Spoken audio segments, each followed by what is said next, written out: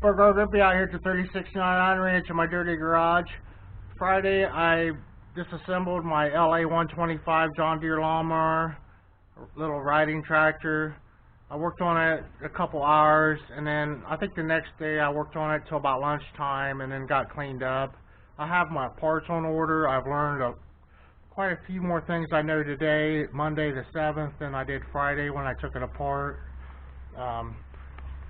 Part of it was I have it standing on end now versus on its side. Learning how to do videos again too, and kind of a major maintenance at 1,000 hours. The how's this look? 7 years and 1,000 hours. I'd like to get 2,000 hours out of the machine. I might be greedy. I mow up to 4 acres if I want, about 120 hours a year, and that's asking for a lot. I like it because it's small and simple. So that would be 7 more years, and 1,000 more hours will put me at 2,000. And I had the original drive belt on this, which runs my hydrostat. Tough torque. It's a K40 or 46. These have been replaced once before. This is original to the tractor, this part. I went through probably 4 of these gears. I'm going to be needing this bolt here. I watched some videos, and Terrell fixes it all. He stands them on end in part, and I'm going to be moving this around because I can't fill the tough torque with the machine standing on end, and I can't access the fill hole if it's completely together. So I'm going to be moving it around. I've did quite a bit of shopping. Learned a few things on that. I forgot to take the battery out, but I hadn't worked on it a whole lot, just a couple hours on my last video. But yeah, the battery had to come out, some more additional disassembly. And I opted to replace the front wheel bearings, and I think that's what I did Saturday or Sunday. I changed over from the bushing style to ball bearing style, sealed ball bearings, and I have 1,000 hours, so I've run the bushings for quite a while. This is, I think, the 3rd set of spindles on this guy, and they're constantly giving me trouble. I think I did a video before of my wheel falling off on me out there. So I have a spare set of those bearings coming again at about 20 bucks for a complete set like my sector set. I'm hoping he has this bolt, because if I had to buy this, it has a part number, and I think it's 12 millimeter and a 1.25 pitch metric. This nut is $5 by itself. I went to the Lowe's and Home Depot. I bought like these little clips that go your hardware to hold the deck on. I spent about $4 there, and it's over here. This original C clip, I bought a couple extra of those, and then I bought Sure clips too. It's going to hold the fan on.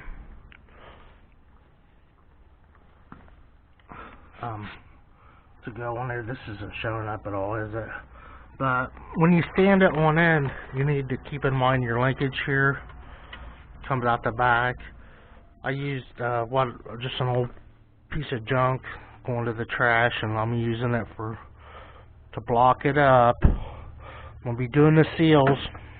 I forgot to bring my seal out for the video, but I'll look for it here. I'll show. But I got the new clips, the new oil. I'm watching I don't damage anything. This is the safety harness for all the switches that I bypass. Came in at just a little over 100. I was forgetting my oil change on the engine. The engine oil needs to be coming out, so can get oil on the piston. This is my hydrostat oil. It came in at $12 a quart. And I drained out and measured, I think it was 1,500 mm's of fluid, and it smelled good. It had good body. with 1,000 hours on it that I had put it in there at 100. So I'm hoping this will go the other 1,000 hours and it'll never be in this position again. Fingers crossed. Full send, which all the oil at 550 is full send. $25 for tax. I run an oil filter on the engine that fits my Honda 3.0, and it says $1.99 one. The 4610, I think it is, yeah. And usually run a diesel oil, but I got the Valvoline on sale. It's pretty sexy, the 140 and air cooled stuff. The $4 can of starting fluid, which I use it to mount tires mostly. Starting fluid was $4, so I checked Wally World and it was $5 a can. So that's a world record, I thought. But when I went over to Advance Auto and bought, because this stuff's hard to find, it's not at Walmart or anything. Advance Auto has starting fluid for $6.79 a can. I mean, I had to look at it 2 or 3 times. That a can of starting fluid is $6.79 plus tax. That's over $7, isn't it? Oh my gosh. But yeah, you'd have to have that to mount tires. So I'm looking, my rear tires would be $100. They're so just dry rotted, and I'm wearing the sidewalls out, rubbing against stuff.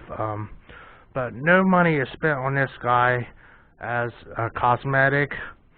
It's not a money pit. This is all money figured in to keep the cost down on the everything.